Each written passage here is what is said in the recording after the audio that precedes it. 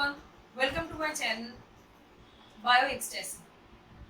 This is my first YouTube video uh, regarding these biological sciences topics, and from today I will upload different aspects or different concepts of the biological sciences, and I hope it will help all the biological background students from graduation and the post graduation, and maybe also the CSR NET aspirants also.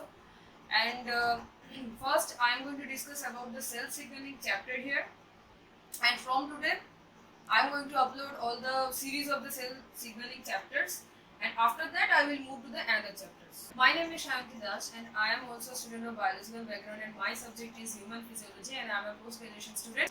Let's see the introduction of the cell signaling chapter. So today I will discuss about the basics of the cell signaling here. So first we have to understand what is the meaning of the term cell signaling.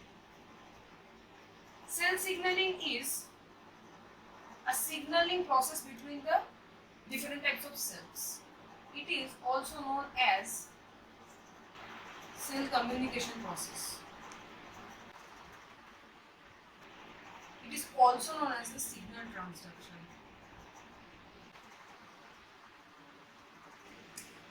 Now, if you consider the term signaling, signaling is a communication between the two individual points. This is also known as the cell's communication, because if one cell instructs something, the other cell will execute that. Let's consider I am instructing someone. That means after hearing the instruction of mine, he or she will do any work or execute any work. So that is the effect. So when I will say anything, he will execute the work. That means I have communicated with that person, or I have instructed that person, or I have signaled that person. That is the real meaning of signaling here. So now what is the meaning of cell signaling? We are multicellular organism, and there are different types of cells are present in our body. And the communication between these cells is very much important for different types of physical phenomena like cell growth, cell proliferation, cell division, cytoskeletal rearrangement, and many other phenomena like smell, taste. We use the term signal transduction here. We use the term signal transduction because from this cell the signal is passing to the another cell. From this cell the signal is passed to the another cell. Like this process, the signal from one cell to another, and this is the process which is known as the transduction process, and that's why the cell signaling is known as the signal transduction process. Let's see what are the basic steps of the cell signaling. In the course of the cell signaling process, the first step of the cell signaling is giving signal. The second step is receiving that signal. And the third point is execution according to the signal.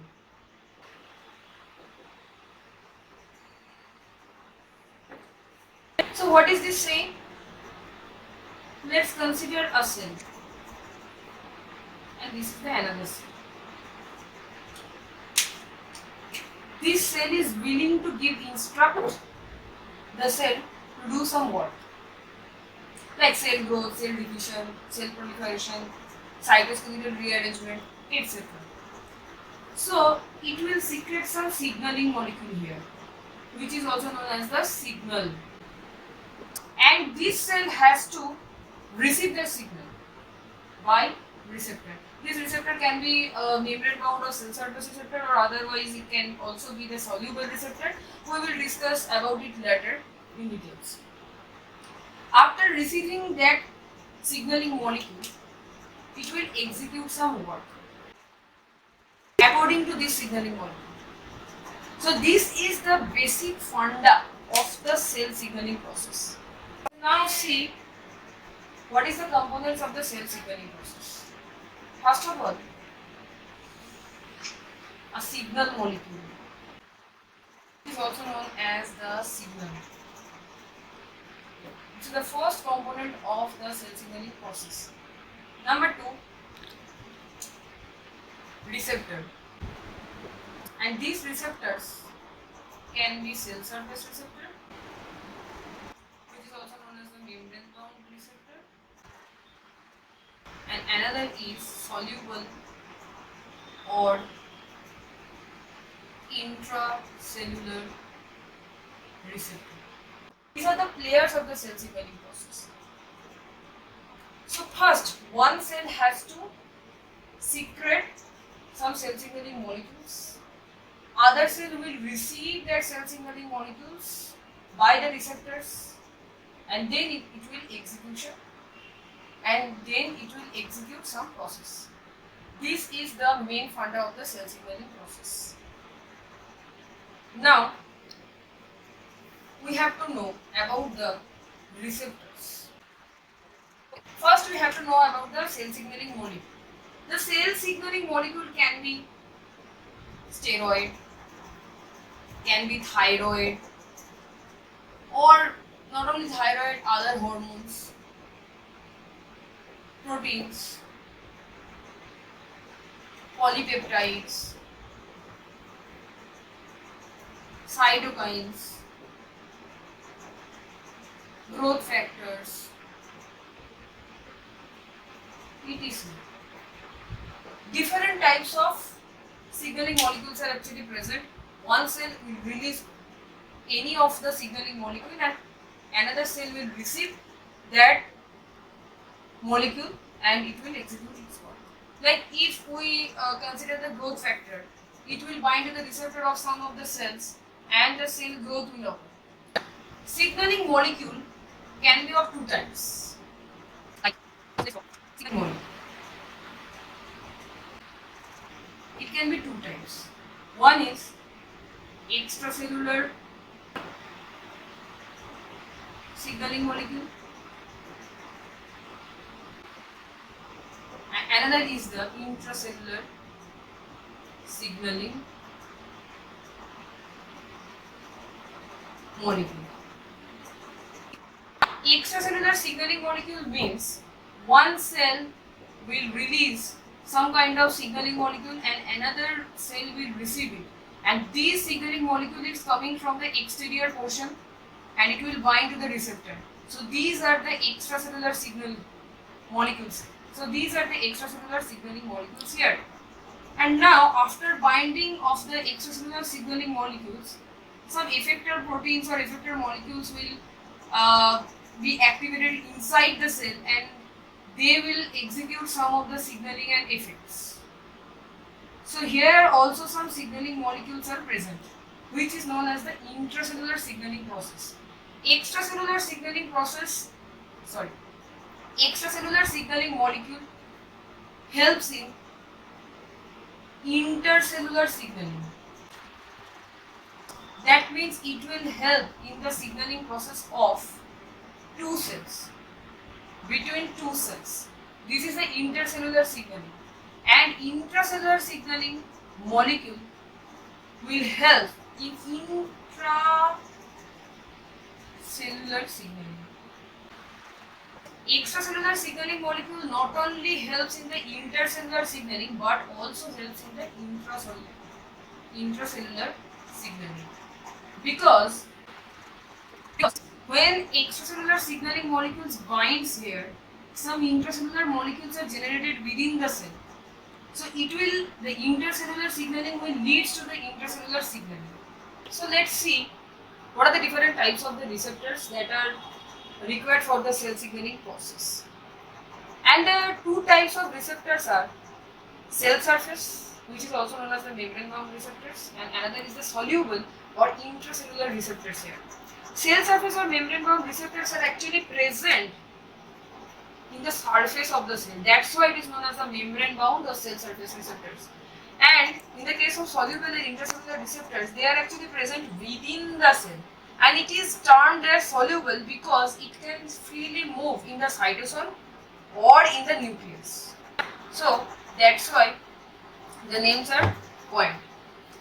And some examples of the cell surface or membrane bound receptors are GPCR, which is also known as the G protein coupled receptors. Another is ion channel linked receptor, and another is enzyme linked receptor. And in the case of soluble or intracellular receptors, there are two types of it. That is cytoplasmic receptor and the nuclear receptor. We will discuss about all of these receptors in the upcoming videos. So let's see what is the generalized idea of the cell signaling process. This is mainly the basic fundamental process. That is, let's consider here is a lipid bilayer of the cellular membrane. This is the ligand, sorry. And this is the receptor here, which is present in the cellular membrane. Let's consider this is the cell and this portion is we are zooming in. Okay. So a signaling ligand or signaling molecule is coming and it has bind to the receptor of the cellular membrane or which is present in the cellular membrane of the cell. Here we have called it the first messenger because it is the first molecule which gives the message. It is the first molecule which gives the signal of the signal transduction process, and it can initiate a signal transduction process. So this is known as the first messenger here. When this conjugation happens, some conformational changes is occurred in the cell receptor, and after that some another molecules or proteins are activated within the cell, which is known as second messengers. These are known as second messenger because these cells or these molecules mainly helps to activate the effector molecules, which will actually give the effects of that signal. So these are the known as second messengers, and this is taking part in the intracellular signaling. Here it is coming from the extracellular surface or extracellular fluid or extracellular exterior portion of the receptor cells. So these ligands are actually helps in the or first messenger is actually helps in the extracellular signaling, which will help to activate the intracellular signaling. And when the effector molecules will activate it, it will do different types of effects according to the signal. Like some will do the metabolism, some will do the cytoskeletal movement, some will do the gene expression. So something happens in within the cell after the signaling process. This is the generalized idea of the cell signaling. So let's see how the cell surface receptors and the soluble receptors actually acts as. It is actually a generalized idea.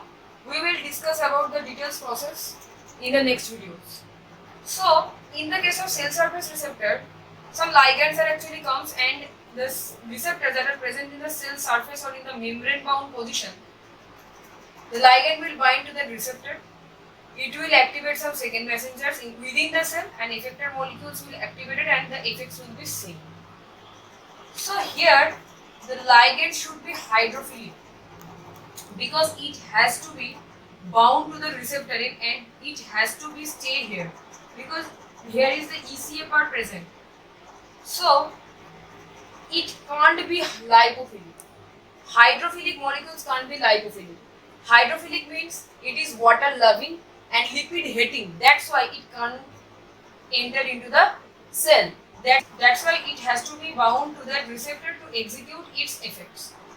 And in the case of soluble receptors, the ligands are actually lipophilic. That's why they are lipid loving and water hating. So these ligands will easily enter through the plasma lipid bilayer. And within the cell, in the cytosol, there are some soluble receptors are present which is freely moving in the cytosol or maybe in the nucleus. That will bind to the receptor. and it will go to the nucleus and gene expression happens.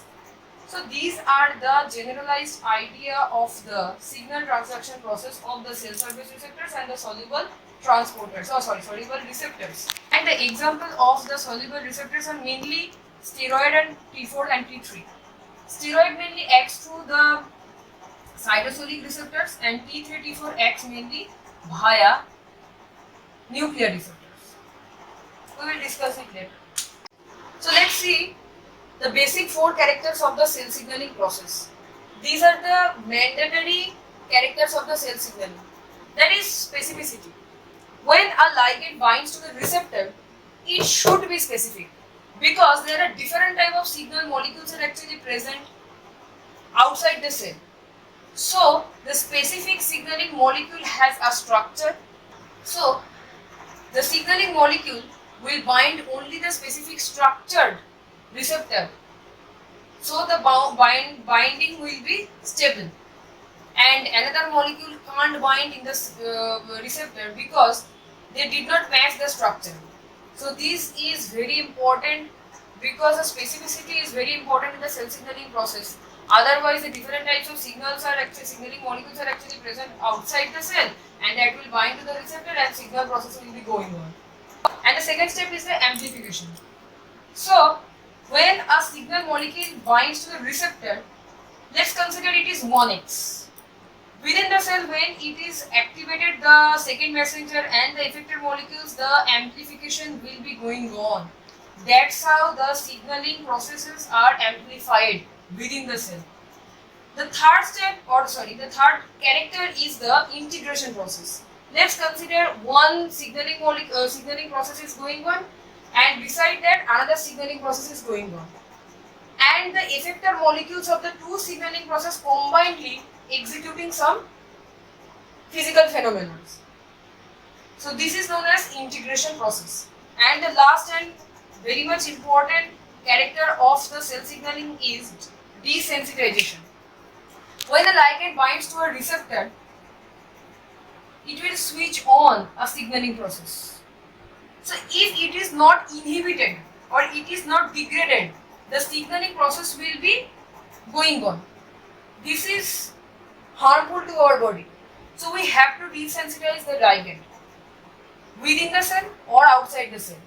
Within the cell, there are different mechanisms by which we can inactivate the second messengers and the effector molecules, and which we will discuss in the upcoming videos, and you can understand how the signaling molecules are desensitized. So these are the four characters of the cell signaling.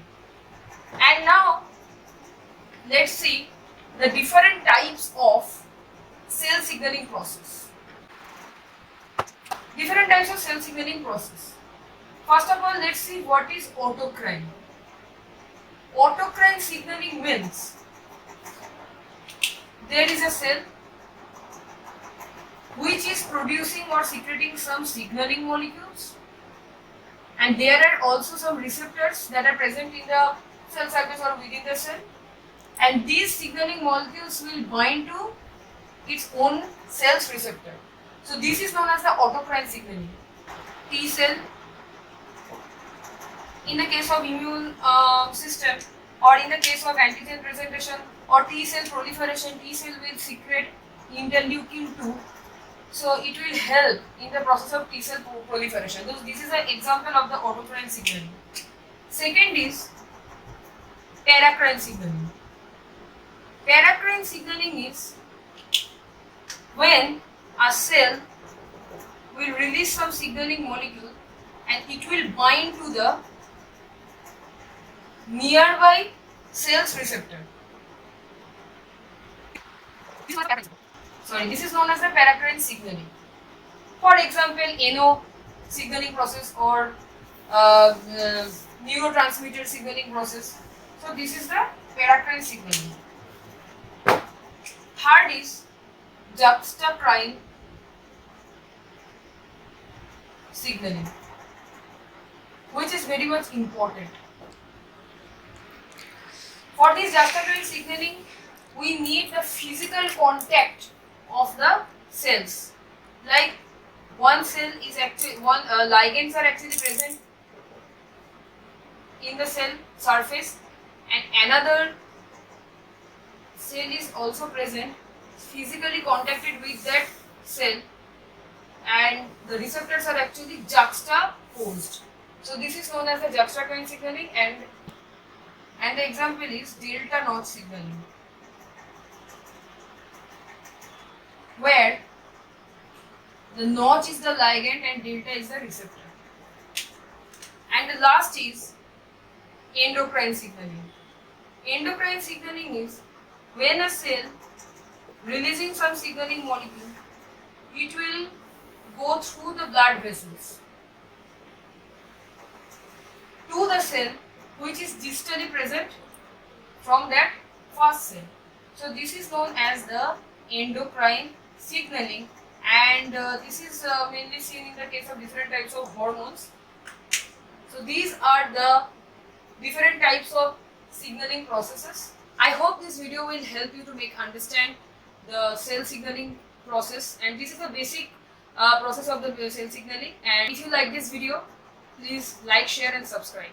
Thank you.